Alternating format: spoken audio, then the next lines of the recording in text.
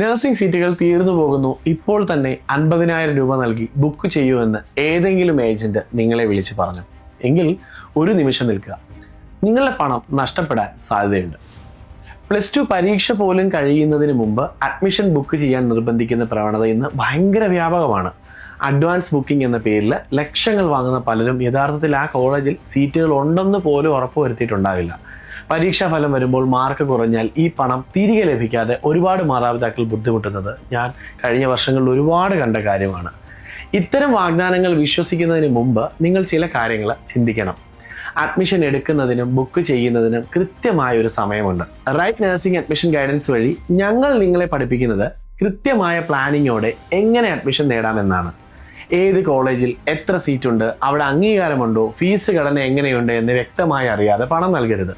Merit സീറ്റാണോ management സീറ്റാണോ നിങ്ങൾക്ക് അനുയോജ്യമെന്ന് ഞങ്ങൾ പറഞ്ഞു തരും. അനാവശ്യമായ ധൃതി കാണിക്കാതെ കൃത്യമായ രേഖകൾ പരിശോധിച്ച് മാത്രം മുന്നോട്ട് പോവുക. പണം നൽകുന്നതിന് മുമ്പ് ആ കോളേജിന്റെ INC പരിശോധിക്കാൻ ഒരിക്കലും മറക്കരുത്. നിങ്ങളുടെ സ്വപ്നം സുരക്ഷിതമായ കൈകളിലാണെന്ന് ഞങ്ങൾ ഉറപ്പുവരുത്തും. നിങ്ങളെ ആരെങ്കിലും അഡ്മിഷൻ ബുക്ക് ചെയ്യാൻ നിർബന്ധിക്കുന്നുണ്ടോ എങ്കിൽ അത് ഏത് കോളേജ് ആണെന്ന് പറയണ്ട, ആ സാഹചര്യം താഴെ ഒന്ന് കമന്റ് ചെയ്യൂ. വീഡിയോ നഴ്സിംഗ് അഡ്മിഷൻ നോക്കുന്ന എല്ലാ മാതാപിതാക്കൾക്കും ഉടനെ ഷെയർ ചെയ്യും. നാളെ ഞാനും റൈനയും കൂടി വരുന്നുണ്ട് ആൺകുട്ടികൾക്ക് നഴ്സിംഗിൽ സ്കോപ്പ് ഉണ്ടോ എന്ന ചർച്ചയുമായി.